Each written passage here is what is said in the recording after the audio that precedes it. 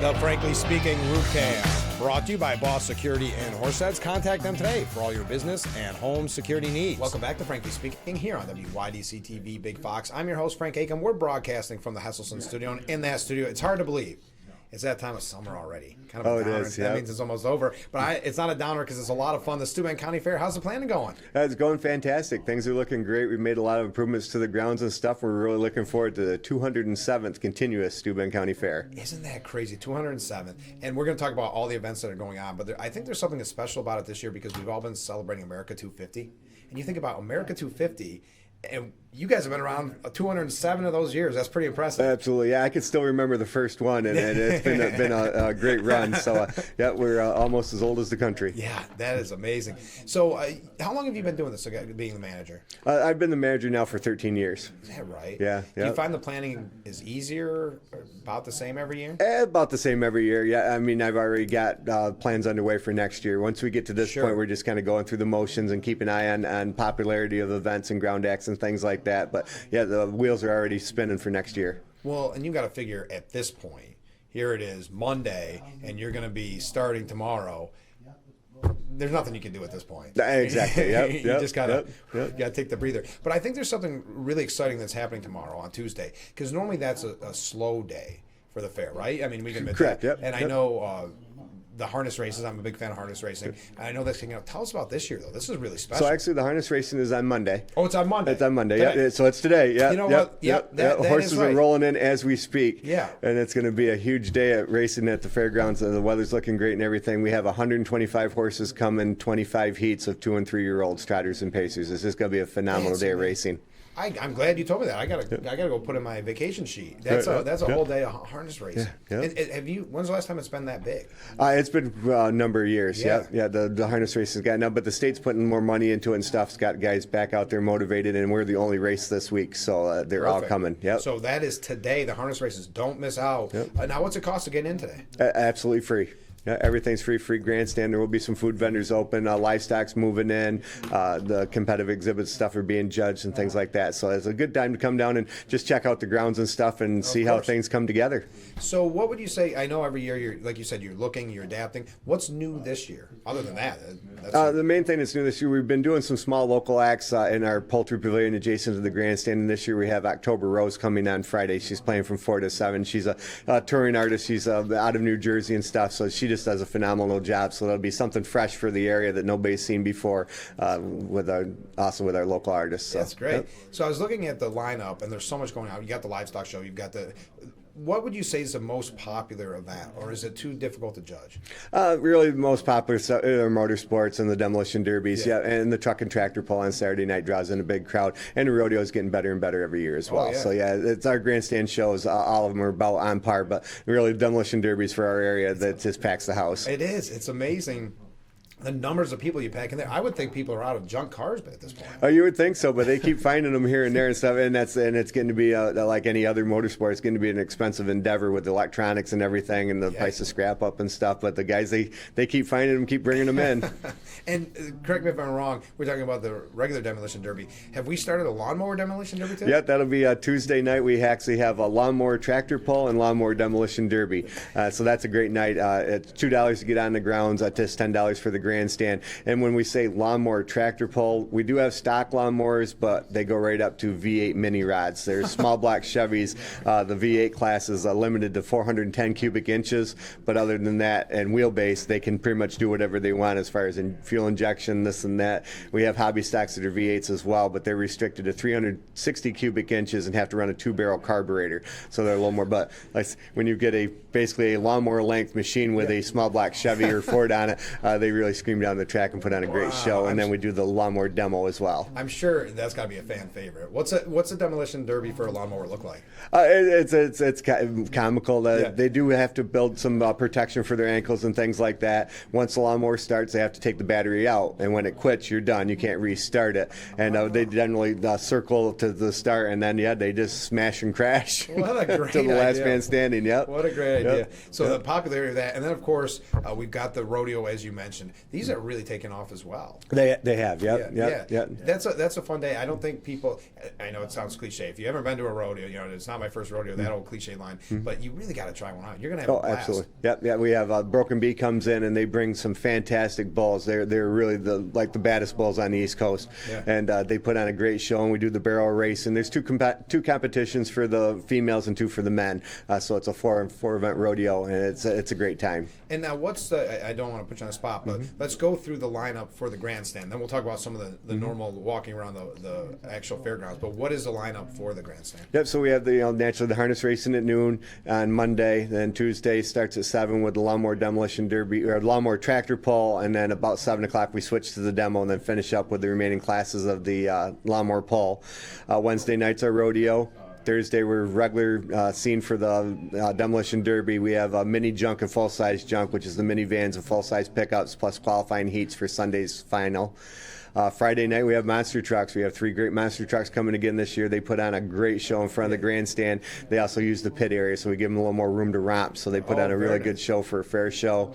Saturday nights, the Outlaw Pulling Series comes back to town with their semi-trucks and tractor and truck classes and stuff. A very popular event. And then we finish everything up on Sunday with the finals of the Demolition Derby.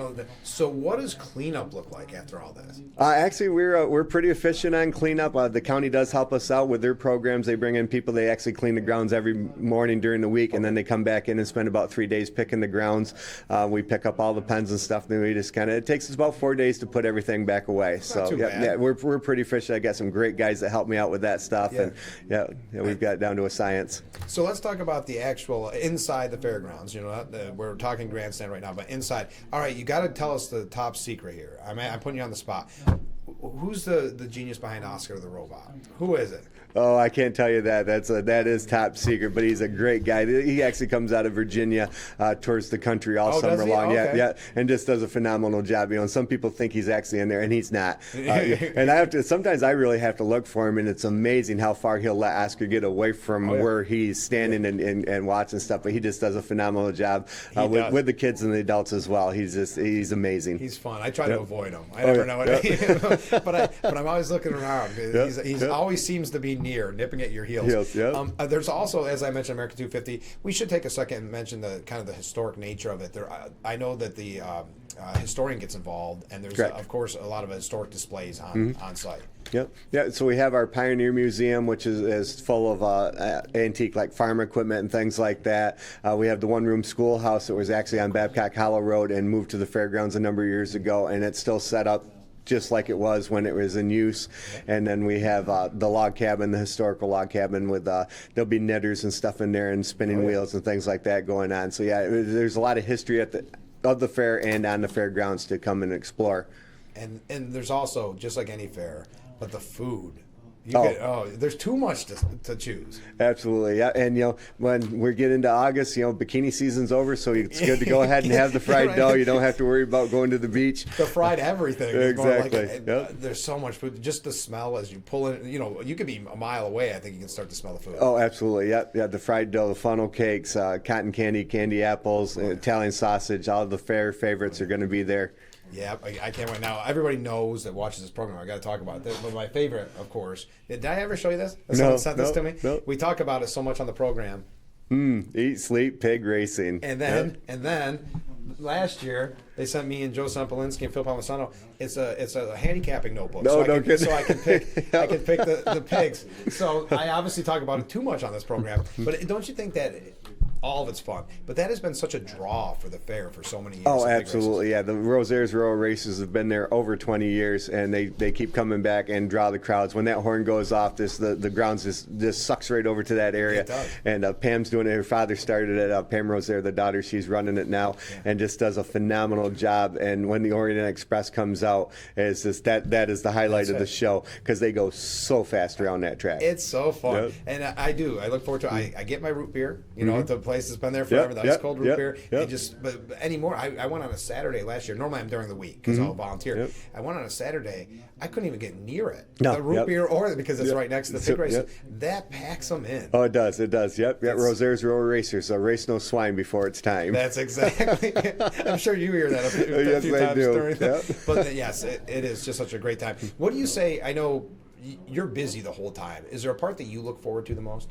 To be honest with you, fried dough. Oh, fried dough. Okay. And I have to limit myself to one a night. That's funny.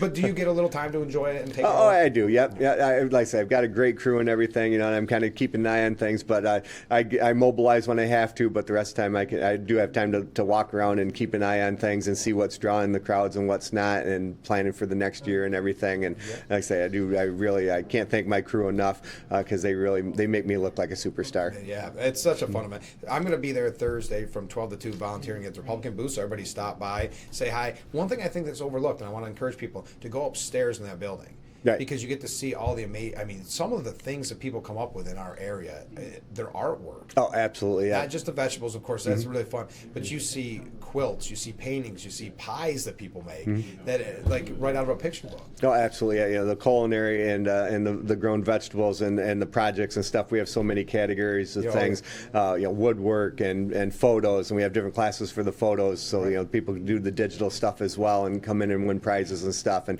it was nice to get it moved back up to where it really started up in the top of the fair house, and that building's been there since 1843. It was the first building built on the grounds, that and our fair office. Is that right? Yeah. Actually, Joe Simplinsky and I were talking about that because he jokes that the Republican booth has been in that same area since Lincoln. Right, yeah. It's just about the case. But it doesn't seem right not going through that building. Exactly, yes. Yeah, and we do have an elevator to get upstairs too, so we are totally handicapped accessible in that area. Yeah, so come over and say hi, but just enjoy in general. So finally, before we go, tips for people that have never attended. What should they know? Just come in and plan on spending the day because there is so much to see and do. To be honest with you, a few years ago, I had some people contact me that came over from England, and they were going to be touring. They'd never been to a rodeo before. Oh, my goodness. So, and I did, to be honest, I did count them tickets to the rodeo. Yeah, I would hope so. And so they came over and met them, I gave them a tour and stuff. They were only going to spend the one night. They had such a good time. They didn't think they saw enough, so they came back the next day, and they changed their itinerary to spend 2 days at the fair because there's so much to see and do. And and that's what's really satisfying about doing the job and all the work that goes into it is hearing from the people that come back year after year, multiple times and stuff, and just enjoy what we're doing and really enjoy the fair, the whole fair atmosphere. Well, and that's the thing, and I'm not just saying this because you're here. I think, especially if you have young kids or something, that you could spend more than one day there. Oh, absolutely. Yep. I mean, I know there's deals, especially with the rides for like passes and things like that. But you would really have to rush if you wanted to get it all in. I don't think you could. No. Yep. Yeah, we're 50 acres right there in the middle of the village, and then Coleman Brothers shows they fill up a good portion of it with the rides, and they do have a brand new Dumbo ride this year that they just put into service last week. They just got it in, and it went to its first fair last week. It's in Norwich this week, and it'll be coming to that next week, or today. Yeah, they're going to start setting up today. That's right. Yeah, we're all over the place. Right, Thank goodness I put the dates on the bottom of the screen. So I couldn't screw up. Well, thanks, Nick. Thanks so much for being on the program. Best of luck. Take it all in. Enjoy your fried dough. Perfect. Great. Thank you. We look forward to seeing everybody there. Fantastic. Thank you. Stay with us. We'll be right back with Frankly Speaking after